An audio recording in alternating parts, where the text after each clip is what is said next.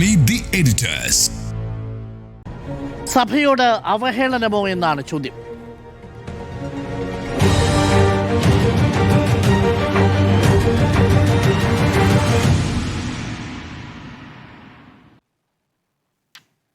നമ്മുടെ പാർലമെന്റ് ഇപ്പോൾ സെഷനിലാണ്.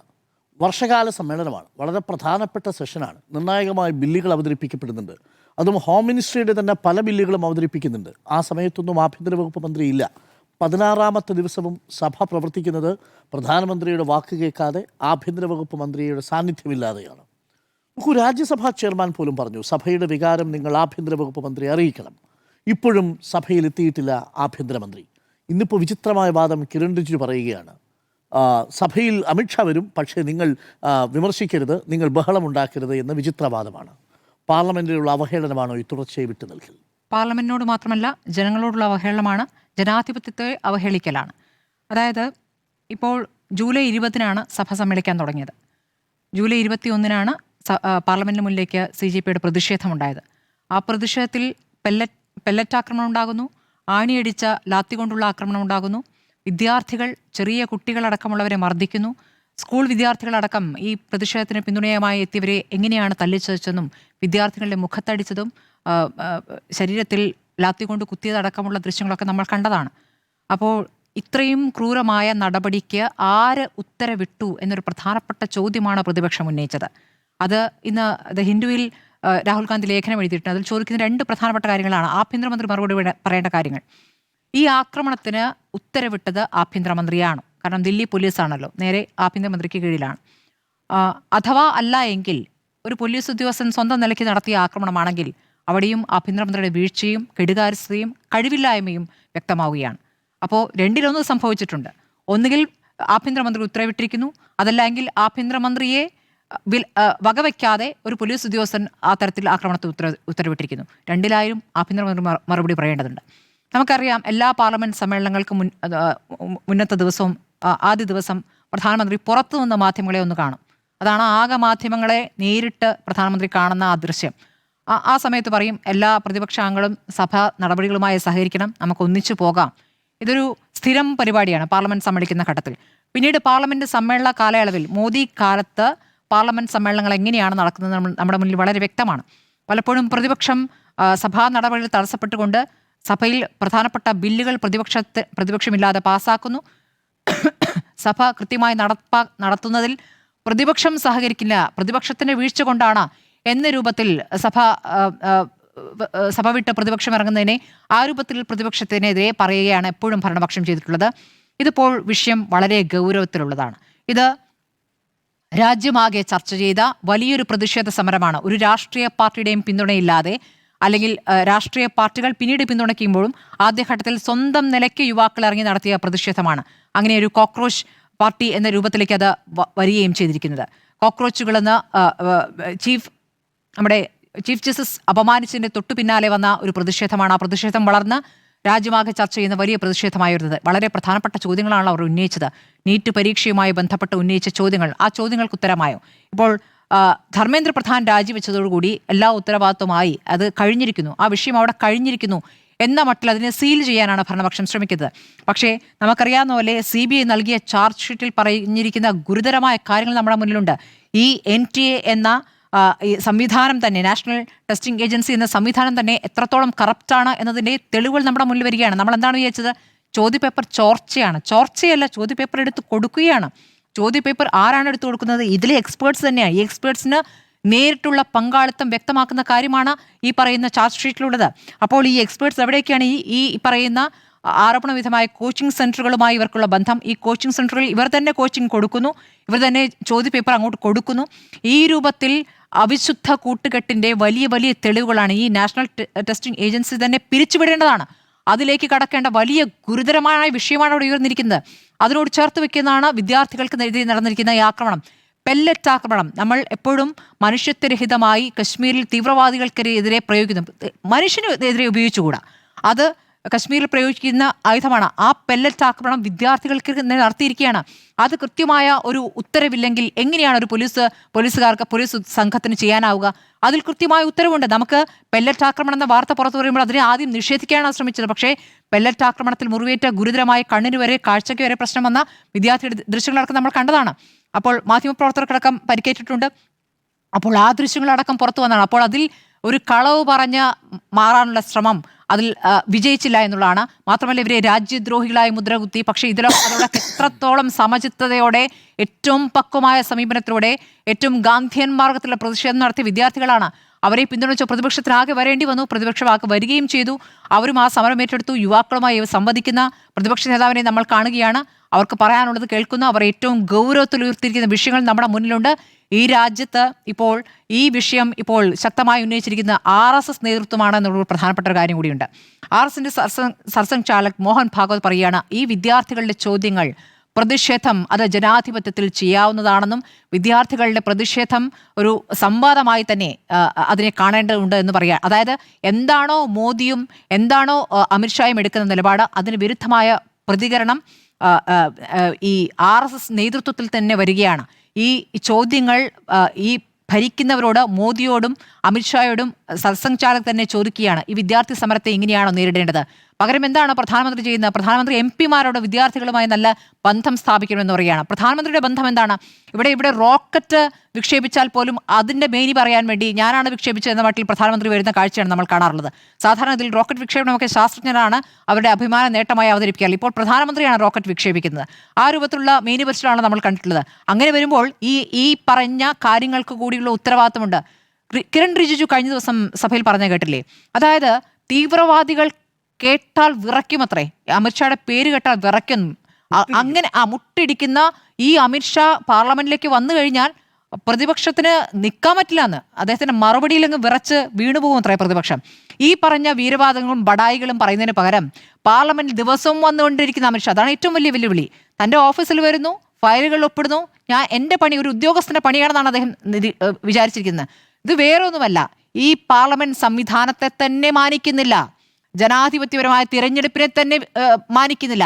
അപ്പോൾ ജനത്തെ തന്നെ മാനിക്കുന്നില്ല. ജനം വേണ്ട, ജനാധിപത്യം വേണ്ട, പാർലമെന്റ് വേണ്ട, ഞങ്ങൾ ഭരിക്കും, അതിനുള്ള കാര്യങ്ങൾ വട്ടം കൂട്ടിക്കൊണ്ടിരിക്കുകയാണല്ലോ. അപ്പോൾ ആ നടപടികളിലേക്ക് പോവുകയാണ്. അപ്പോൾ ജനഹിതം, ജനങ്ങളുടെ വോട്ടൊന്നുമല്ല, എങ്ങനെയാണ് തിരഞ്ഞെടുപ്പുകൾ ജയിക്കുന്നതെന്നുള്ള ഇതിനകം തന്നെ പലതവണയായി നമ്മുടെ മുന്നിൽ തെളിഞ്ഞിട്ടുള്ളതാണ്. പക്ഷേ ജനം അതിന് മറുപടി നൽകുന്നതിൻ്റെ ഒരു ഉദാഹരണം നമ്മൾ ബീഹാറിൽ നിന്ന് കണ്ടു.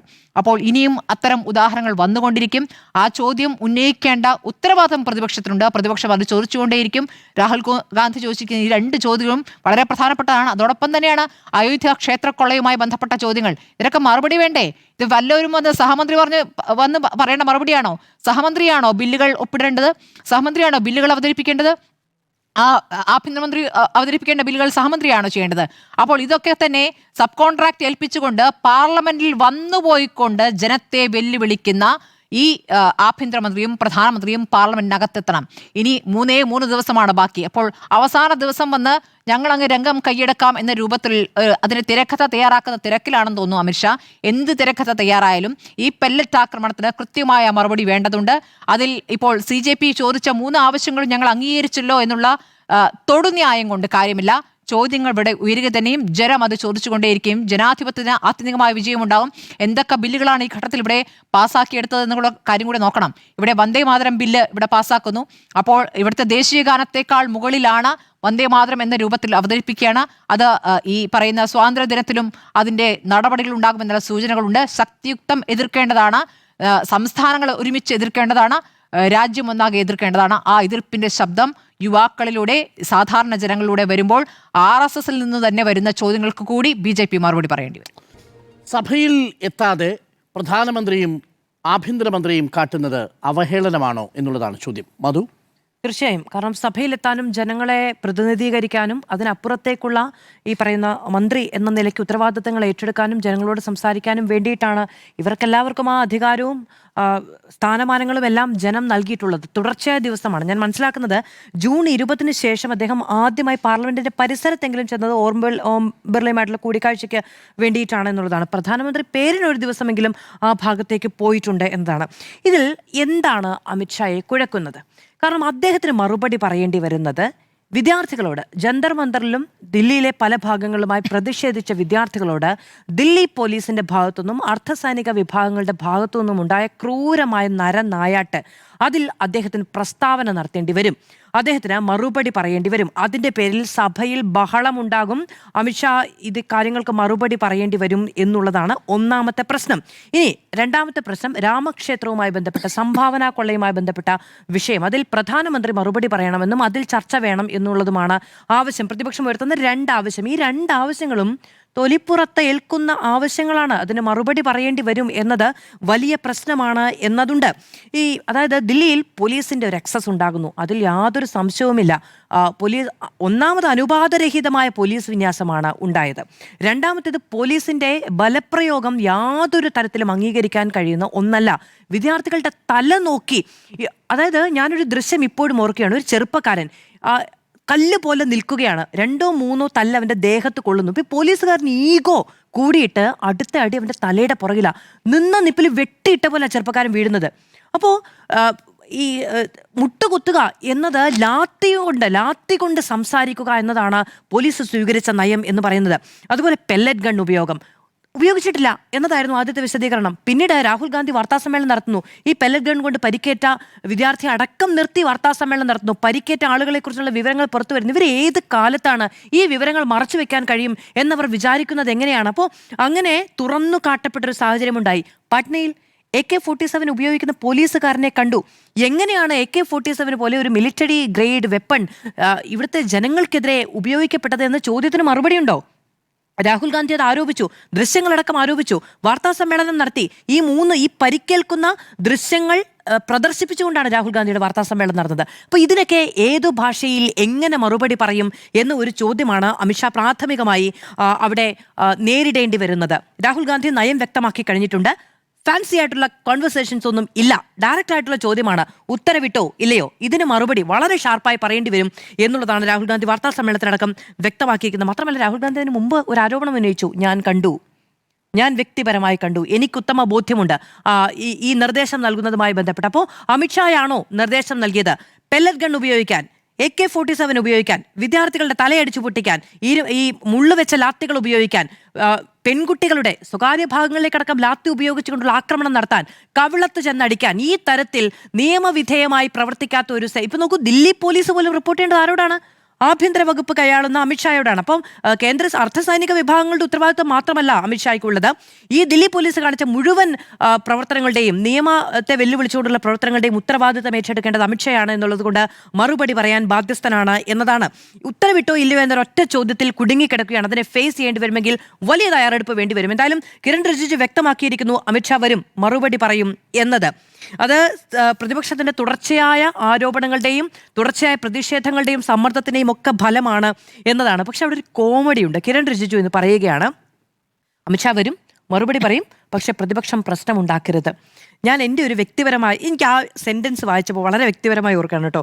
എനിക്കൊരു സ്വഭാവം ഉണ്ടായിരുന്നു, അമ്മ അടിക്കാൻ പിടിച്ചാൽ ഞാനൊരു മുറിയിൽ കയറി പൂട്ടിയിടും. എൻ്റെ ഒരൊറ്റ കണ്ടീഷനേ ഉള്ളൂ, തല്ലരുത്, പുറത്തു വരാം. അങ്ങനെ ഒരു കണ്ടീഷൻ വെച്ചിട്ടാണ്, യാതൊരു തരത്തിലും ആക്രമിക്കപ്പെടില്ല എന്ന് ഉറപ്പുവരുത്തിയതിനു ശേഷം പുറത്തേക്ക് വരാം എന്നൊരു നിലപാട് സ്വീകരിക്കാൻ മാത്രം പേടിയാണോ ചോദ്യങ്ങളെ എന്നതാണ് വളരെ രസകരമായ ഒരു കാര്യം. എത്ര കാലം ഇങ്ങനെ ഒളിച്ചു കഴിയുമെന്ന്, എത്ര കാലം പാർലമെന്റിൽ വരാതിരിക്കും? പ്രതിപക്ഷം ഈ വിഷയം ഉന്നയിക്കാതിരിക്കുന്ന കാലത്തോളം പാർലമെന്റിൽ വരാതിരിക്കുമെന്ന നിലപാട് അമിത്ഷായ്ക്ക് സ്വീകരിക്കാൻ കഴിയുമോ? നരേന്ദ്രമോദിക്ക് സ്വീകരിക്കാൻ കഴിയുമോ? ഈ വിഷയം എന്ന് പറഞ്ഞാൽ രണ്ടാമത്തെ വിഷയം അയോധ്യ അവിടെ നിൽക്കുകയാണ്. അതിന് മറുപടി അത് ഉന്നയിക്കുന്നിടത്തോളം കാലം പാർലമെന്റിൽ വരില്ല എന്ന് തീരുമാനിക്കുന്നത് എങ്ങനെയാണ്? ഇൻഡിപെൻഡൻസ് ഡേ അടക്കം വരാൻ പോവുകയാണ്. അപ്പോൾ മുഴുവൻ ജനാധിപത്യത്തെയും വെല്ലുവിളിച്ചുകൊണ്ട് മിണ്ടുന്നില്ല എന്ന വ്രതം സ്വീകരിച്ച് മുന്നോട്ട് പോകാൻ കഴിയും എന്നുള്ളതാണ്. ഇനി ഇതിൻ്റെ മറുപുറത്തൊരു പൊളിറ്റിക്സ് കൂടി വർക്കൗട്ട് ചെയ്യുന്നുണ്ട് കേട്ടോ. അതായത് മിഷൻ 360 ബില്ലുകൾ അവതരിപ്പിക്കേണ്ടതുണ്ട്. അത് നേരത്തെ പറഞ്ഞ ഡീലിമിറ്റേഷൻ അടക്കമുള്ള ബില്ലുകൾ പാസ്സാക്കിയെടുക്കേണ്ടതുണ്ട്. അമിത്ഷായുടെ രാഷ്ട്രീയ തന്ത്രങ്ങളാണ് BJPയെ മുന്നോട്ട് നയിക്കുന്നത്. അപ്പോൾ ഈ ബില്ലുകൾ വലിയ പ്രശ്നങ്ങൾക്കും വലിയ പ്രതിഷേധങ്ങൾക്കുമിടയിലും ചർച്ചയില്ലാതെ പാസ്സാക്കിയെടുക്കാനുള്ള ഒരു ഗൂഢാലോചന കൂടി നടക്കുന്നുണ്ടെങ്കിൽ അതിനു പിന്നാലെയാണ് അമിത്ഷാ എന്നതും വിശകലനം ചെയ്യപ്പെടുന്നുണ്ട്. അതായത് മുഴുവൻ ആരോപണങ്ങളെയും തൻ്റെ നേരെ തിരിച്ചു വെക്കുന്നു. അതുകൊണ്ട് മാത്രമാണ് താൻ പാർലമെന്റിലേക്ക് വരാതിരിക്കുന്നത് എന്നൊരു പ്രതീതി ഉണ്ടാക്കുന്നു. അതിനപ്പുറത്ത് ചർച്ചകൾ, കൂടിക്കാഴ്ചകൾ, വോട്ടുറപ്പിക്കലുകൾ നടക്കുന്നുണ്ട് എന്നതുകൂടിയാണ് ഇപ്പോൾ വിശകലനം ചെയ്യപ്പെടുന്നത്. ഡീലിമിറ്റേഷൻ അടക്കമുള്ള ബില്ലുകൾ വരുന്നു, അത് പാസ്സാക്കി പോകാനുള്ള സാഹചര്യം ഒരു കൃത്രിമ ഭൂരിപക്ഷം സൃഷ്ടിക്കുക എന്ന രാഷ്ട്രീയ ലക്ഷ്യം കൂടി അപ്പുറത്തുണ്ടാക്കുന്നുണ്ടോ, എണ്ണം ഒപ്പിക്കാനുള്ള ശ്രമങ്ങളും ഗൂഢാലോചനകളും നടക്കുന്നുണ്ടോ എന്നതുകൂടിയുണ്ട്. ഒരാളെ കൂടി പറഞ്ഞു പോകാതെ തീരില്ല എന്ന് തോന്നുന്നു. ശശി തരൂരിനെ കുറിച്ചാണ്. കോൺഗ്രസ് വലിയ പ്രതിഷേധങ്ങൾ നടത്തി. കോൺഗ്രസ് ഈ സമീപകാലത്ത് നടന്നതിൽ വെച്ച് ഏറ്റവും വലിയ പ്രതിഷേധങ്ങൾ നടത്തി. ഈ ജന്തർ മന്ദറിലെ CJP പ്രതിഷേധത്തോട് ചേർന്ന് നിന്ന് അതിനെ ഹൈജാക്ക് ചെയ്തില്ല. കോൺഗ്രസ് സ്വന്തം നിലയ്ക്ക് പ്രതിപക്ഷ പാർട്ടികൾ ഗാന്ധി സ്മൃതിയിലേക്ക് നടത്തിയ മാർച്ച് അടക്കം രാജ്യത്തിന്റെ വലിയ ശ്രദ്ധയാകർഷിച്ചു. അദ്ദേഹം പറയുകയാണ് ജൻസികളെ സ്വാധീനിക്കാൻ കഴിഞ്ഞില്ല എന്നുള്ളത്. രാഹുൽ ഗാന്ധി കഴിഞ്ഞ ദിവസം ഒരു വാർത്താ സമ്മേളനം നടത്തി. എത്ര മാധ്യമങ്ങൾ റിപ്പോർട്ട് ചെയ്തു എന്നറിയില്ല. ആരൊക്കെയാണ് ഈ CJP സമരത്തിന്റെ മുഖങ്ങളായിരുന്ന ചെറുപ്പക്കാർ? മുംബൈയിൽ വഴിതടഞ്ഞ റീന എന്ന മോഡലടക്കം, ഈ പെല്ലറ്റ് ഗണ്ണിൽ പരിക്കേറ്റ ആളുകളടക്കം എന്നെ തല്ലു എന്ന് വീണ്ടും വീണ്ടും പോലീസുകാരോട് ആക്രോശിച്ചു എന്നൊരു പച്ച ഷർട്ടിട്ട ടീഷർട്ട് ഇട്ട ചെറുപ്പക്കാരന്റെ ദൃശ്യം നമുക്ക് ഓർമ്മ. ഈ ചെറുപ്പക്കാരെ എല്ലാം ഒപ്പം അണിനിരത്തിക്കൊണ്ട് രാഹുൽ ഗാന്ധി അവരോടൊപ്പം ചിത്രങ്ങളെടുത്തു, അവരോടൊപ്പം ആശയവിനിമയം നടത്തി, അവരോടൊപ്പം വാർത്താ സമ്മേളനം നടത്തി. എന്നിട്ടാണ് ശശി തരൂർ പറയുന്നത് ജെൻസിയെ വിശ്വാസത്തിലെടുക്കാൻ കഴിഞ്ഞിട്ടില്ല എന്നത്. നേരത്തെ പറഞ്ഞതുപോലെ RSSന്റെ ആചാര്യനായ മോഹൻ ഭാഗവത് ജെൻസിയെ അഡ്രസ്സ് ചെയ്യുന്നു എന്നൊരു കാര്യം ഉണ്ടാക്കുന്നു. അദ്ദേഹം ആ സമരത്തെ ന്യായീകരിക്കുന്നു. അത് നീതിയുക്തമായ സമരമാണ് എന്നത് പറയുന്നു. RSSന് അതായത് BJPയേക്കാൾ കൂടുതൽ വീക്ഷണമുണ്ട് എന്നതാണ്. ആ വീക്ഷണം എന്തിനു വേണ്ടിയിട്ടാണെന്നുള്ളത് ഡിബേറ്റബിൾ ആണ്. പക്ഷെ വീക്ഷണമുണ്ട്. രാജ്യത്തിന്റെ മാറി മറിയുന്ന രാഷ്ട്രീയം എങ്ങോട്ട് ചലിക്കുന്നു, ഒരു ജനറേഷനെ മുഴുവനും ഒരുതരം അസ്പൃശ്യത ഉണ്ടാക്കിക്കൊണ്ട് മുന്നോട്ട് പോകാനൊന്നും കഴിയില്ല എന്നത്. RSSന്റെ രാഷ്ട്രീയം എന്ന് പറയുന്നത് 1 2 തിരഞ്ഞെടുപ്പിന് അപ്പുറത്തേക്കുള്ളതാണ്. 10-25 വർഷത്തിന് അപ്പുറത്ത് ഇന്ത്യ എന്താണ്, ഇന്ത്യ ഭരിക്കേണ്ടത് ആരാണ്, എങ്ങനെയാണ് RSS അതിൽ സ്വാധീന ശക്തിയാവുന്നത് എന്നതടക്കം ചിന്തകളുള്ള, ആശയങ്ങളുള്ള ഒരു സംഘടനയാണ് RSS. അതുകൊണ്ട് BJPയുടെ താൽക്കാലികമായ രാഷ്ട്രീയ ലക്ഷ്യങ്ങൾക്ക് അപ്പുറത്ത് ജെൻസിയെ, ഈ തലമുറയെ അഡ്രസ്സ് ചെയ്യേണ്ടതുണ്ടെന്നുള്ള തിരിച്ചറിവിൽ നിന്നാണ് ഈ പരാമർശങ്ങൾ വരുന്നത് എന്നതാണ് ഞാൻ വിചാരിക്കുന്നത്. സഭയോട് അവഹേളനമാണോ എന്നുള്ളതാണ് ചോദ്യം. സഭയോട് അനാദരവും അവഹേളനവുമാണ് എന്നുള്ളതാണ് എൻ്റെ ടേക്ക്. പ്രിയപ്പെട്ട പ്രേക്ഷകരെ, ഇത് ഇന്ത്യയുടെ പാർലമെന്റിന്റെ ചരിത്രത്തിൽ ഇങ്ങനെ സംഭവിച്ചിട്ടേയില്ല. ഈ വർഷകാല സമ്മേളനം 16ാമത്തെ ദിവസം എത്തി നിൽക്കുന്നു. നമ്മുടെ പ്രധാനമന്ത്രിയും നമ്മുടെ ആഭ്യന്തരമന്ത്രിയും സഭയിലെത്തി പ്രതിപക്ഷത്തിൻ്റെ ചോദ്യങ്ങൾക്ക് മറുപടി നൽകുന്നില്ല. പക്ഷേ കൃത്യമായി പ്രധാനമന്ത്രിയും ആഭ്യന്തര വകുപ്പ് മന്ത്രിയും പാർലമെന്റ് കോംപ്ലക്സിൽ വരുന്നുണ്ട്, അവരുടെ ഓഫീസിലെത്തുന്നുണ്ട്, അവരുടെ ദിനചര്യകൾ നടത്തുന്നുണ്ട്. പ്രേക്ഷകർ ഓർമ്മിക്കുന്നുണ്ടാവും, ഇതിനു തൊട്ടു മുമ്പ് വീണ്ടും അസാധാരണ ഒരു സംഭവം ഉണ്ടായി. എപ്പോഴാണ് നമ്മുടെ രാഷ്ട്രപതിയുടെ നന്ദിപ്രമേയത്തിന്മേലുള്ള ചർച്ച നടക്കുന്നു. ആ നന്ദിപ്രമേയത്തിന്മേലുള്ള ചർച്ചയിൽ മറുപടി പറയാൻ പ്രധാനമന്ത്രി ഇല്ല. അന്ന് സ്പീക്കർ പറഞ്ഞ ന്യായം എന്താണെന്ന് അറിയുമോ? പ്രതിപക്ഷത്തുള്ള വനിതകൾ അറ്റാക്ക് ചെയ്യാൻ സാധ്യതയുണ്ട് പ്രധാനമന്ത്രി എന്നുള്ളതാണ്. 56 ഇഞ്ചിൻ്റെ ധൈര്യവും കോൺഫിഡൻസും എവിടെ പോയി സാർ? ഇപ്പോൾ പ്രതിപക്ഷത്തെ അഭിമുഖീകരിക്കാതെ പാർട്ടികളുടെ സമരത്തിൽ ഭയന്നോടി നിൽക്കുകയാണോ എന്ന ചോദ്യമാണ് പുറത്ത് കേൾക്കുന്നത്. എന്തേ പ്രധാനമന്ത്രിയും അമിത്ഷായും പാർലമെന്റിൽ വരുന്നില്ല? ഏറ്റവും പ്രധാനപ്പെട്ട ചോദ്യമാണ്. 2 ചോദ്യങ്ങൾക്കുള്ള മറുപടി ഈ രാജ്യം ആഗ്രഹിക്കുന്നു. ഒന്ന്, അമിത്ഷായുടെ നേതൃത്വത്തിൽ പ്രവർത്തിക്കുന്ന ഡൽഹി പോലീസും അമിത്ഷായ്ക്ക് റിപ്പോർട്ട് നൽകേണ്ട റാപ്പിഡ് ആക്ഷൻ ഫോഴ്സിൻ്റെയും വിദ്യാർത്ഥികൾക്ക് നേരെയുള്ള അതിക്രമത്തെക്കുറിച്ച് എന്തുകൊണ്ട് ആഭ്യന്തര വകുപ്പ് മന്ത്രി ഒരു വാക്കുരിയാടുന്നില്ല? 2, കോടിക്കണക്കിന് രൂപയുടെ സംഭാവന തട്ടിപ്പ് നടന്ന അയോധ്യയിലെ ക്ഷേത്രവുമായി ബന്ധപ്പെട്ടുകൊണ്ടുള്ള ഇടപാടുകളെക്കുറിച്ച് പ്രധാനമന്ത്രി എന്തേ മിണ്ടുന്നില്ല? ഈ 2 ചോദ്യങ്ങളാണ്. വളരെ കൗതുകകരമായ കാര്യം, ഈ കിരൺ റിജിജുവിൻ്റെ ഒരു ഉപാധിയാണ് ഇന്ന്. കിരൺ റിജിജു മുന്നോട്ട് വെച്ചിരിക്കുന്ന ഉപാധി പാർലമെൻറ്റിൽ, സഭയിൽ അമിത്ഷാ വരും, പക്ഷേ സഭയിലെത്തുമ്പോൾ നിങ്ങൾ ചിരിക്കരുത് എന്ന മട്ടിലാണ്. അതായത് നമ്മൾ സന്ദേശം എന്ന സിനിമയിൽ കാണുന്നത് പോലെ, സന്ദേശം എന്ന സിനിമയിൽ നമ്മുടെ കഥാപാത്രം പറയുന്നൊരു വാചകമുണ്ട്, ഞാൻ വരാം, ഭക്ഷണം കഴിക്കാൻ ഞാൻ വരാം, പക്ഷെ അവൻ എന്നെ നോക്കി ചിരിക്കരുത് എന്ന് പറയും. പോളണ്ടിനെ കുറിച്ച് ഒരു അക്ഷരം മിണ്ടരുത് എന്ന് പറഞ്ഞതുപോലെയാണ് ഇപ്പോൾ കിരൺ റിജിജു അമിത്ഷായെ കുറിച്ച് പറയുന്നത്.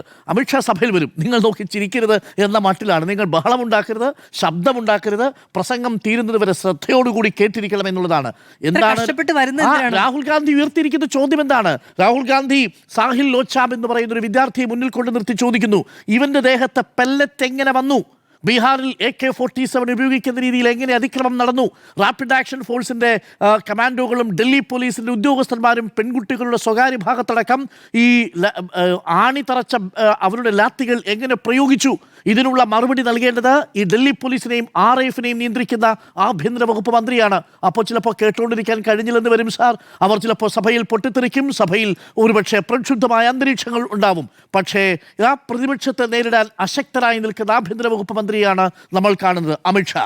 രണ്ടാമത്തെ വിഷയമാണ് ഈ ലോക്സഭ നോക്കുകുത്തിയാക്കിക്കൊണ്ടാണ് പ്രധാനമന്ത്രി ഇപ്പോൾ പ്രവർത്തിക്കുന്നത്. പ്രിയപ്പെട്ട പ്രേക്ഷകരെ, നമ്മുടെ രാജ്യത്തെ പാർലമെന്റിനു പകരം ഇൻസ്റ്റാഗ്രാമിനെ തിരഞ്ഞെടുക്കുക. പാർലമെന്റിലൂടെയല്ല സംസാരിക്കുന്നത്, രാജ്യത്തെ പാർലമെന്റിലൂടെയല്ല പ്രധാനമന്ത്രി. നമുക്കൊരു പാർലമെന്റ് ഉണ്ട്, പക്ഷേ പ്രധാനമന്ത്രിക്ക് ഇൻസ്റ്റാഗ്രാം ഉണ്ട്. നമ്മുടെ രാജ്യത്തൊരു ഭരണനിർവഹണ സംവിധാനമുണ്ട്, പക്ഷേ നമ്മുടെ പ്രധാനമന്ത്രി അൽഗോരിതം നിയന്ത്രിക്കുന്ന തിരക്കിലാണ്. ഭരണനിർവഹണത്തിന് പകരം അൽഗോരിതം നിയന്ത്രിക്കുന്ന പ്രധാനമന്ത്രി, പാർലമെന്റിനു പകരം ഇൻസ്റ്റാഗ്രാമിലൂടെ സംസാരിക്കുന്ന പ്രധാനമന്ത്രി, വാർത്താ സമ്മേളനത്തിനു പകരം മൻ കി ബാത്തിലൂടെ രാജ്യത്തെ അഡ്രസ് ചെയ്യുന്ന പ്രധാനമന്ത്രി. ഇതാണോ ജനാധിപത്യം? ഇതിലാണോ പാർലമെന്റ് എന്ന സ്ഥാപനം? 16 ദിവസമായി സാർ, 16 ദിവസമായിട്ട് ഈ ചോദ്യങ്ങൾക്ക് ഉത്തരമില്ല. ഈ 16 ദിവസം കൊണ്ട് സഭയിൽ പാസ്സാക്കിയിരിക്കുന്ന ചില ബില്ലുകളുണ്ട്. വന്ദേ മാതരം ദേശീയ ഗീതം ബില്ല് പാസ്സാക്കിയത് ആഭ്യന്തര വകുപ്പിന്റെ കീഴിലുള്ളതാണ്. നിത്യാനന്ദ റോയിയാണ് വന്നത്. അപ്പോൾ ആരാണ് കൊണ്ടുവരേണ്ടത്? അമിത്ഷാ.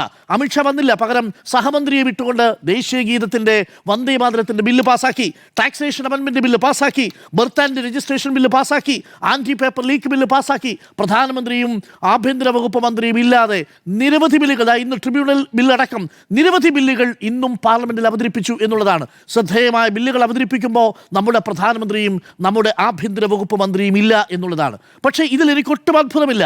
കാരണം പ്രധാനമന്ത്രി ചില കാര്യങ്ങളിൽ പാലിക്കുന്ന മൗനം നമ്മുടെ രാജ്യം ഇതിനു മുമ്പും കണ്ടിട്ടുണ്ട്.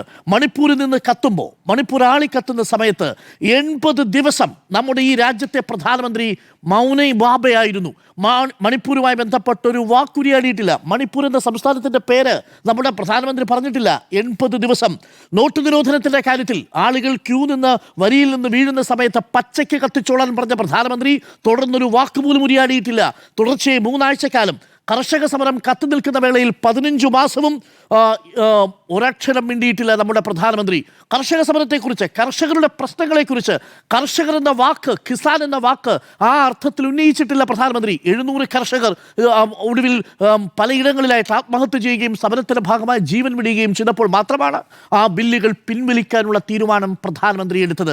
ചുരുക്കത്തിൽ നമ്മുടെ ഭരണഘടനാ സ്ഥാപനങ്ങളെ നോക്കുകുത്തിയാക്കി ഇൻസ്റ്റാഗ്രാമിൽ റീലിൽ വിശ്വസിച്ച് പ്രധാനമന്ത്രി പറയുകയാണ്, മന്ത്രിമാരെ വിളിച്ചു ചേർത്തിട്ട്, നിങ്ങൾ ഇൻസ്റ്റാ റീലുകൾ ഉണ്ടാക്കി ജൻസികളുടെ ഹൃദയം കവരണം എന്നുള്ളതാണ്. ഇതെന്താ ഇൻസ്റ്റാ ഭരണമാണോ രാജ്യത്ത് നടക്കുന്നത് എന്ന് സംശയമുണ്ടാക്കുന്ന രീതിയിൽ. നോക്കൂ, ഇതൊട്ടും ജനാധിപത്യത്തിന് ഭൂഷണമേ അല്ല എന്ന് പ്രേക്ഷകർക്കറിയാമല്ലോ. പക്ഷേ അതിനിടയിലും നേരത്തെ മാധു സൂചിപ്പിച്ചതുപോലെ 2 പ്രധാനപ്പെട്ട കുപ്രസിദ്ധമായിട്ടുള്ള ലെജിസ്ലേഷനുകളുടെ ചർച്ചകൾ നടക്കുന്നു. ഒന്ന്, ഡീലിമിറ്റേഷൻ ബില്ല് അടിയിലൂടെ കൊണ്ടുവരാനുള്ള നീക്കം നടക്കുന്നു. അതിൽ സമാജ്വാദി പാർട്ടിയെയും ഒപ്പം തന്നെ കോൺഗ്രസിനെയും തെറ്റിക്കാനുള്ള വഴികൾ നടക്കുന്നു. കൂടുതൽ പ്രതിപക്ഷത്തു നിന്നുള്ള കക്ഷികൾ തങ്ങൾക്കൊപ്പം നിൽക്കാനുള്ള ശ്രമം നടത്തുന്നു. എങ്ങനെയാണ് തൃണമൂൽ കോൺഗ്രസിലുണ്ടായിരുന്ന MP-മാരിൽ 10 പേരെയും തങ്ങൾക്കൊപ്പമാക്കിയതെന്ന് പ്രേക്ഷകർക്കറിയാമല്ലോ. എങ്ങനെയാണ് ശിവസേന ഉദ്ധവ് താക്കറെ വിഭാഗത്തെ പിളർത്തിയത് എന്നത് പ്രേക്ഷകർക്കറിയാമല്ലോ. NCPയെ പിളർത്തിയത് എങ്ങനെയാണെന്ന് നമുക്കറിയാമല്ലോ. അങ്ങനെ പ്രതിപക്ഷത്തെ പിളർത്തുന്ന ഒരു തന്ത്രം ഇതിനിടയിലും പയറ്റിക്കൊണ്ടിരിക്കുന്നു എന്നുള്ളതാണ്. പക്ഷേ അപ്പോഴും പാർലമെന്റിൽ വന്ന് പ്രതിപക്ഷത്തിന്റെ ചോദ്യത്തിന് മറുപടി നൽകാതിരിക്കുന്ന പ്രധാനമന്ത്രിയും ആഭ്യന്തര വകുപ്പ് മന്ത്രിയും നമ്മളുടെ ഭരണഘടനയിലുള്ള പാർലമെന്റിനെ, ലോക്സഭയെ ഒക്കെ തന്നെ അവഹേളിച്ചുകൊണ്ടിരിക്കുകയാണ്. ഒറ്റ ചോദ്യമല്ലേ ചോദിക്കുന്നുള്ളൂ, ഭരണഘടനാ വിരുദ്ധമായ ഹിംസയ്ക്ക് എന്തും മറുപടി പറയാനുണ്ട് സ്റ്റേറ്റിന് എന്നുള്ളതാണ് ചോദ്യം. ഇത് CJPയിലെ കുട്ടികളുടെ കാര്യത്തിൽ മാത്രമല്ല, അവിടെ പ്രതിഷേധിക്കുന്ന മുഴുവൻ യുവത്വവും. അതുകൊണ്ടാണ് ഇന്ന് രാഹുൽ ഗാന്ധി പറയുന്നത്, രാജ്യത്തെ ചെറുപ്പക്കാർ ഇതെല്ലാം കാണുകയും കേൾക്കുകയും ചെയ്യുന്നുണ്ട് എന്നുള്ളത് നിങ്ങൾക്ക് ഓർമ്മ വേണം എന്ന് പറയുന്നത്. അപ്പോൾ ഈ 2 ചോദ്യങ്ങളുടെയും ഉത്തരം, അയോധ്യയിലേക്ക് എത്തിയാൽ അയോധ്യയിൽ എന്താ പ്രശ്നം? 2014 മുതൽ നാളിന്നു വരെ BJP ദേശീയ തലത്തിൽ തിരിച്ചടി നേരിടാതെ പോയത് എന്തുകൊണ്ടാണ്? അയോധ്യയെ മുൻനിർത്തിയുള്ള അവരുടെ നീക്കങ്ങൾ. ആ അയോധ്യയെ മുൻനിർത്തിയായിരുന്നു കേരളത്തിൽ സംഘപരിവാറിന്റെ രാജ്യാഭിഷേകം എന്ന് പറയുന്നത്. ആ രാജ്യാഭിഷേകത്തിന് ഇന്ന് തട്ടുകളുണ്ടായിരിക്കുന്നു. ആരൊക്കെയാണ് ഈ 63,000-ഓളം വരുന്ന ഏക്കറിൽ പരന്നു കിടക്കുന്ന രാമക്ഷേത്രത്തിന്റെ ചുമതല ഏൽപ്പിച്ചത്? പ്രധാനമന്ത്രിയുടെ വിശ്വസ്തരെയാണ്. പ്രധാനമന്ത്രി എന്തുകൊണ്ടാണ് അയോധ്യയിലെ സംഭാവന തട്ടിപ്പിൽ മറുപടി പറയാത്തത്? മറുപടി പറഞ്ഞാൽ ചോദ്യം വരും, ആരായിരുന്നു ചമ്പത് റായ്, ആരായിരുന്നു നൃപേന്ദ്ര മിശ്ര? ഈ ചോദ്യങ്ങൾ വരും. പ്രധാനമന്ത്രിയുടെ ഓഫീസിലുണ്ടായിരുന്ന പ്രിൻസിപ്പൽ സെക്രട്ടറിയാണ് ഇതിന് ചുമതലക്കാരൻ. നേരത്തെ ഉണ്ടായിരുന്ന പ്രിൻസിപ്പൽ സെക്രട്ടറിയാണ് ഈ ക്ഷേത്രത്തിലെ ട്രസ്റ്റിന്റെ ഒരു ചുമതലക്കാരൻ. മറ്റൊരാൾ ചമ്പത് റായ് ആണ്. ഈ പ്രധാനമന്ത്രിയുമായും BJPയുമായും RSSുമായും കേഡറുമായും അടുത്ത് ബന്ധം പുലർത്തുന്നയാൾ. ഈ മനുഷ്യരിലേക്ക് ഈ അന്വേഷണം എത്തുന്ന ഘട്ടത്തിലാണ് പ്രധാനമന്ത്രി മൗനം പാലിക്കുന്നത്. പ്രാണപ്രതിഷ്ഠ നടത്താൻ പോയവർ ഒരു ക്ഷേത്രത്തിന്റെ വിശ്വാസത്തിന്റെ പ്രാണൻ പിടയുമ്പോൾ മറുപടി പറയാൻ കഴിയാതെ ഇങ്ങനെ തരിച്ചു നിൽക്കുകയാണ് എന്നുള്ളതാണ് നമ്മളെ അത്ഭുതപ്പെടുത്തുന്നത്. രേഖപ്പെടുത്തുന്നത്. വിശ്വാസികളെ വഞ്ചിച്ചിരിക്കുന്നു എന്നുള്ളതാണ് ചോദ്യം. ആ വിശ്വാസികൾ വഞ്ചന നേരിട്ടിരിക്കുന്നു. 2017 ശേഷം ഉത്തർപ്രദേശിൽ BJP തോൽവി അറിഞ്ഞിട്ടില്ല.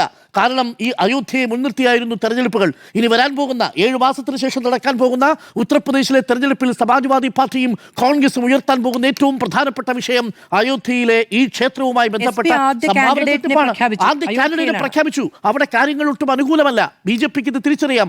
അതുകൊണ്ട് ഈ സഭാ സമ്മേളന വേളയിൽ അയോധ്യ വിഷയം ചർച്ചയാകരുത് എന്ന് നിർബന്ധമുള്ള നേതാവാണ് പ്രധാനമന്ത്രി. കാരണം അയോധ്യയില്ലെങ്കിൽ BJPയുടെ പൊളിറ്റിക്കൽ പ്രൊജക്ട് ഹാഫ് ഇല്ല. അയോധ്യയെ മുൻനിർത്തിക്കൊണ്ടാണ്, രാമരാജ്യത്തെ മുൻനിർത്തിക്കൊണ്ടാണ് BJP അവരുടെ പട്ടാഭിഷേകം ഈ രാജ്യത്ത് നടത്തിയത്.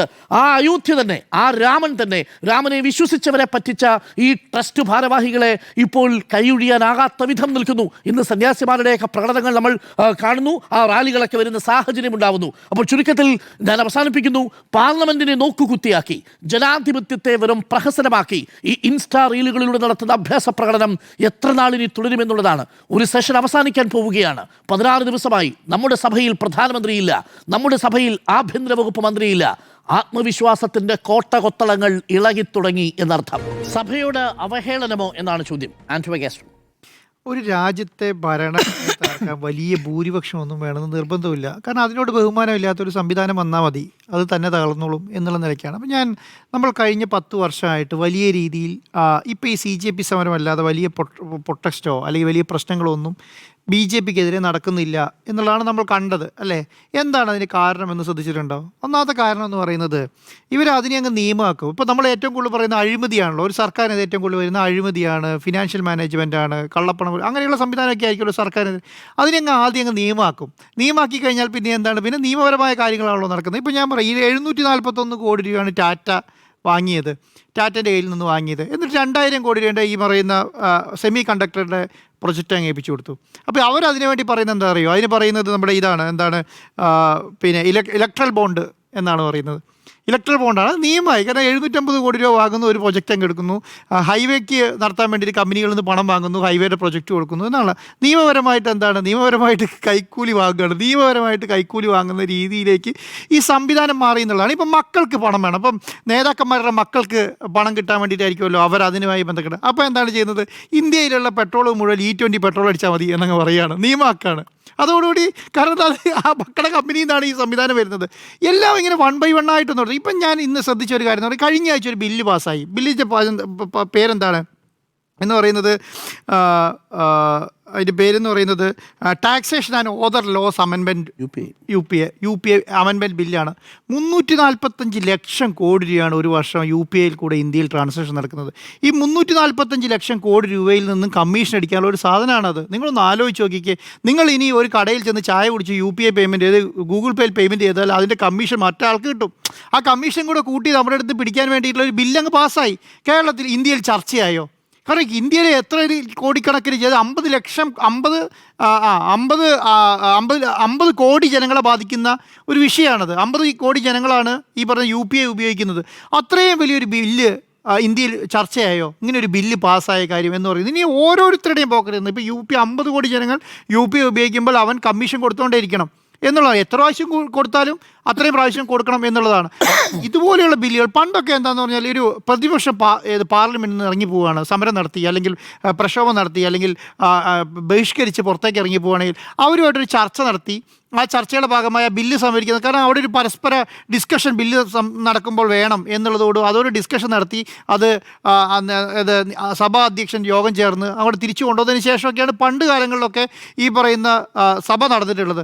ഇപ്പോൾ എന്താണെന്നറിയോ? ഇപ്പോൾ പ്രതിപക്ഷം ഇറങ്ങിപ്പോകാൻ വേണ്ടി കാത്തിരിക്കുകയാണ്. ആ പോകുന്ന പോക്കിൽ ഒരു 10 ബില്ല് പാസ്സാക്കും, 10 ബില്ല് എത്ര ബില്ലാ സമയമുണ്ടോ അതിനുള്ളിൽ പാസ്സാക്കും എന്നുള്ള നിലയ്ക്കാണ് രാജ്യം പോയിക്കൊണ്ടിരിക്കുന്നത്. അപ്പോൾ ഇതൊക്കെ എങ്ങനെയാണ് നമ്മൾ കൈകാര്യം ചെയ്യുക എന്നുള്ളതാണ്. ഇപ്പം നമ്മളെ സംബന്ധിച്ചിടത്തോളം എന്താണ്, ഒരു രാജ്യത്തെ ആഭ്യന്തരമന്ത്രി, പ്രധാനമന്ത്രി പാർലമെൻറ്റിൽ വരുന്നില്ല എന്ന് പറഞ്ഞാൽ ആ രാജ്യത്തെ പ്രധാനമന്ത്രി ആ പാർലമെൻറ്റിനോട് എന്ത് ബഹുമാനമാണ് കാണിക്കുന്നത് എന്നുള്ളതാണ്. ഇപ്പോൾ നമുക്ക് പറയാം, ഇപ്പോൾ എല്ലാ കാലത്തും എന്താണ് പോലീസിൻ്റെ ചാർജ് ആർക്കാണ്? ആഭ്യന്തരമന്ത്രിക്കാണ്. ഡൽഹി പോലീസിൻ്റെ ചാർജ് കേന്ദ്ര ആഭ്യന്തരമന്ത്രിക്കാണ്. അമിത്ഷായാണ് അതിന് മറുപടി പറയേണ്ടത്. എന്തിന് പെല്ലത്തോക്ക് ഉപയോഗിച്ചു, എന്തിന് AK-47 ഉപയോഗിച്ചു, എന്തിന് നിങ്ങൾ അവരെ തല്ലിച്ചതച്ചു, എന്ത് കാരണം കൊണ്ടാണ്? ഈ കാരണത്തിനൊക്കെ അമിത്ഷാ മറുപടി പറയണം. അമിത്ഷാനെ കൊണ്ട് മറുപടി പറയാൻ കഴിയില്ല എന്നുള്ളതാണ് ഏറ്റവും പ്രധാനപ്പെട്ട കാര്യം. എന്താണ് വന്ന് പറയുക? അപ്പം എന്തിന് തല്ലി എന്നുള്ള ചോദ്യത്തിന് മറുപടി ഇല്ലല്ലോ. തല്ലിയാൽ എന്തെങ്കിലും തെറ്റുണ്ട് എന്ന് പറയും. തെറ്റുണ്ടെന്ന് പറയാൻ കഴിയില്ല. മോഹൻ മുഹമ്മദ് എന്താ പറയുന്നത്?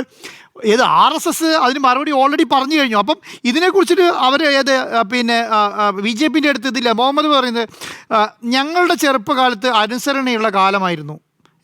ഇപ്പോഴത്തെ തലമുറ എന്ന ചോദ്യം ചോദിക്കുന്നു. നാം അതിൻ്റെ കാരണവും യുക്തിയും വിശദീകരിക്കണം. അവരോട് സ്നേഹമായി ഇടപെടുകയും സമയം ചെലവഴിക്കുകയും ആശയവിനിമയം നടത്തണമെന്ന് ആര് പറയാണ്? മോഹൻ ഭഗവത് പറയാണ്. അപ്പോൾ ഈ അഭിജിത്ത് DK CJPൻ്റെ അധ്യക്ഷൻ പറഞ്ഞാൽ എന്താ അറിയോ? ഇതെങ്ങനെയും ഒന്ന് നരേന്ദ്രമോദിൻ്റെ അമിത്ഷാൻ്റെ അടുത്ത് എത്തിക്കൂ എന്നുള്ളതാണ്. നിങ്ങൾ ഈ പറഞ്ഞ കാര്യം എങ്ങനെയും നരേന്ദ്രമോദിയുടെ അമിത്ഷാൻ്റെ അടുത്ത് എത്തിക്കൂ എന്നുള്ളതാണ്. അപ്പം ഇതിനും കൂടെ മറുപടി പറയേണ്ടി വരും ഇപ്പോൾ അമിത്ഷായും മോഡിയും പാർലമെൻറ്റിൽ വന്നാൽ എന്നുള്ളതാണ്. അപ്പം നേരത്തെ അരുൺ സാർ പറഞ്ഞതുപോലെ ഈ അയോധ്യ രാമക്ഷേത്രവുമായി ബന്ധപ്പെട്ട വിഷയത്തിൽ, അയോധ്യ കൊള്ളയുമായി ബന്ധപ്പെട്ട വിഷയത്തിൽ എന്താണ് ഒന്ന് പറയുക? ഈ പറയാനൊരു കാരണം വേണ്ടേ? അതുകൊണ്ടാണ് കിരൺ റിജിജു പറയുന്നത് ഞങ്ങൾ വന്ന് പറയും, നിങ്ങളൊന്നും മിണ്ടരുത്, നിങ്ങളൊക്കെ ശ്രദ്ധയോട് കേട്ടിരിക്കണം, എന്നിട്ട് ഞാൻ പോവും. മനസ്സിലായോ? അപ്പോൾ എന്താണ്, എൻ്റെ കാര്യങ്ങൾ ലോകത്തിന് അറിയാം എന്നുള്ളതാണ്. പക്ഷേ വേറൊരു കാര്യം എന്ന് പറഞ്ഞാൽ ഇനി അമിത്ഷായും നരേന്ദ്രമോദിയും എന്തായാലും പ്രധാനമന്ത്രിയും ഹോം മിനിസ്റ്ററും പാർലമെൻറ്റിൽ വന്ന് ചർച്ച ചെയ്താൽ എന്താ സംഭവിക്കാൻ പോകുന്നത്? ഇത് വീണ്ടും ഇന്ത്യയിൽ ചർച്ചയാവും. മനസ്സിലായോ? CJP അതിനെതിരെ പോസ്റ്റ് ഇടും, CJP അതിനെതിരെ പ്രതികരിക്കും. കാരണം അവരെ തള്ളിപ്പറയാതെ ഈ പറയുന്ന അടിച്ചതിനും വെടിവെച്ചതിനും പെല്ലറ്റ് തോക്ക് ഉപയോഗിച്ചതിനും ഒന്നും മറുപടിയില്ല. അവരെ തള്ളിപ്പറഞ്ഞുകൊണ്ട് മാത്രമേ ഉള്ളൂ. തള്ളിപ്പറഞ്ഞുകൊണ്ട് ഇവർക്ക് മുന്നോട്ട് പോകാൻ കഴിയില്ല. കാരണം എന്താണ്, ഈ പറയുന്ന എന്തുകൊണ്ട് പ്രധാൻ രാജിവെച്ചു എന്ന് മറുപടി പറയേണ്ടിയില്ലേ? അങ്ങനെ തള്ളിപ്പറഞ്ഞാൽ എന്തുകൊണ്ട് പ്രധാൻ രാജിവെച്ചു എന്നുള്ളത് പറയേണ്ടി വരും. അപ്പം ഇതുമായി ബന്ധപ്പെട്ട കാര്യങ്ങൾക്കൊന്നും മറുപടിയില്ല എന്നുള്ളതാണ്. അപ്പോൾ ഇത് വന്ന് ജനങ്ങളോട് എങ്ങനെ വിശദീകരിക്കും? അതുകൊണ്ട് വരുന്നില്ല എന്നുള്ളത് മാത്രം. എല്ലാ കാലത്തും അങ്ങനെയാണല്ലോ. വിശദീകരിക്കാൻ പറ്റാത്ത കാര്യങ്ങളിലൊന്നും ആൾക്കാർ വരികയോ സംസാരിക്കുകയോ ചെയ്യില്ല, പത്രസമ്മേളനം നടത്തില്ല, വിശദീകരിക്കേണ്ട കാര്യമില്ലല്ലോ. അപ്പം നിങ്ങളുടെ മനസ്സിലുള്ളത് നിങ്ങൾ ഈ പറഞ്ഞുകൊണ്ടിരിക്കുന്നവർ പറഞ്ഞുകൊണ്ടിരിക്കും എന്നുള്ളതാണ്. പക്ഷേ ഒരു കാര്യം മനസ്സിലാക്കിയോ, ഞാൻ എല്ലാ കാലത്തും ശ്രദ്ധിക്കുന്നത് ഈ 10 വർഷമൊക്കെ കഴിഞ്ഞാൽ ഈ അധികാരത്തിൻ്റെ ഭ്രമത്തിൽ ഇനി ഇപ്പം നമ്മൾ തന്നെയാണ് എന്നങ്ങ് തീരുമാനിക്കും. ഇനി വേറെ ആരുമില്ല, ഇനി നമ്മൾ തന്നെയാണ് എന്നങ്ങ് തീരുമാനിച്ചു ഒരു ലൈനിലങ്ങ് പോകും. ജനങ്ങളും പൊതുബോധം വേറെ ഒരു ലൈനിലും പോകും. അത് വന്ന് വീഴുന്നത് ഈ പറഞ്ഞ വലിയ അടീൻ്റെ വേലയായിരിക്കും. അതോടുകൂടി അത് അവസാനിക്കും. അപ്പോൾ ഇങ്ങനെ ഇത് ആർക്ക് മനസ്സിലാകുന്നുണ്ട്? ഇത് RSSന് മനസ്സിലാകുന്നുണ്ട്, മോഹൻ ഭഗവത് മനസ്സിലാകുന്നുണ്ട് എന്നുള്ളതുകൊണ്ട് അതുകൊണ്ടാണ് പറയുന്നത് ജനസികളുമായി സംസാരിക്കണം, അവരോട് സമയം കണ്ടെത്താൻ പറ്റണം, അവരോട് ചർച്ച നടത്താൻ പറ്റണം. ഈ ചർച്ച ചെയ്യാന്ന് പറയുന്നത് നരേന്ദ്രമോദിയെ സംബന്ധിച്ചിടത്തോളം, പ്രധാനമന്ത്രിയെ സംബന്ധിച്ചിടത്തോളം പുള്ളി അത് ഇൻസ്റ്റഗ്രാമിലേക്ക് മാറ്റി.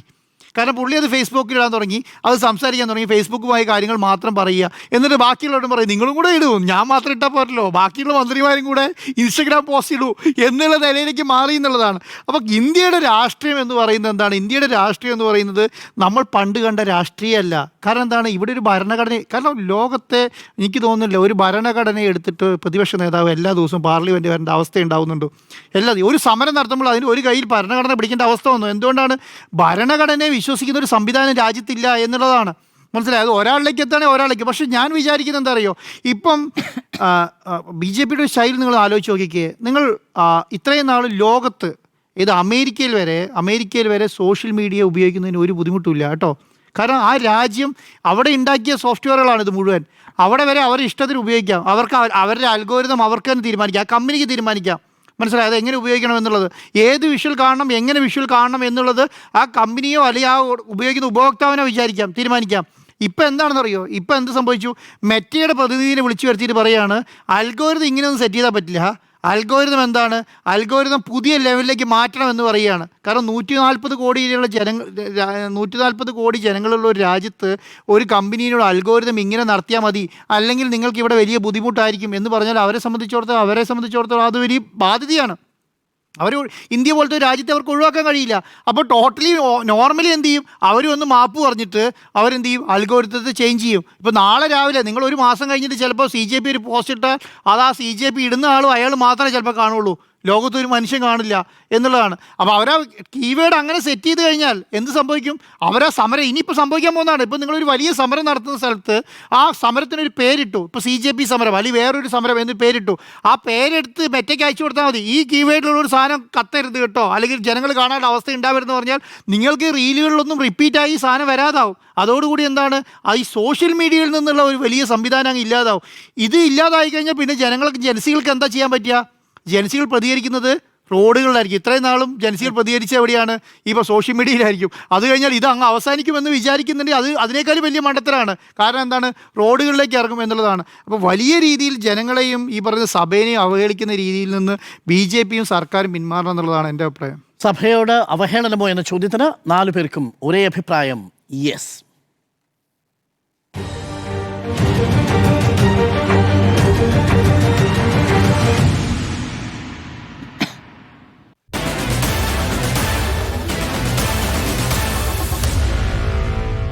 Meet the editors.